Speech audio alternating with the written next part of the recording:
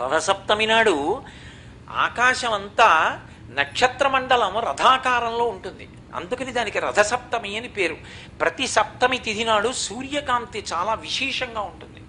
అటువంటి సప్తమి తిథి నాడు రథసప్తమి వచ్చినప్పుడు ఆ జిల్లేడాకులు రేగుపళ్ళు తల మీద పెట్టుకుని నమస్కారం చేసి సూర్యుడికి స్నానం చేస్తారు. ఎందుకు అంటే సూర్యబింబంలో ఉండేటటువంటి ప్రాణశక్తిని పుచ్చుకుని జిల్లేడాకు ఇక్కడ ఉండేటటువంటి గోరువెచ్చటి ఆ బ్రహ్మస్థానము నుండి ఆ లోపలికి ప్రసారం చేస్తుంది. దానివల్ల ఎదర వచ్చేటటువంటి విశేషమైనటువంటి వేడిని తట్టుకోవడానికి కావలసిన శక్తి వస్తుంది. రేగుపండుకి ఓ లక్షణం ఉంది, పీడ తీస్తుంది అది. అందుకే పిల్లలకి భోగి పండగ నాడు చిల్లర పైసలతో కలిపి రేగుపళ్ళు పోస్తారు. భోగి పీడ పోయింది వాళ్ళకి అని. అంటే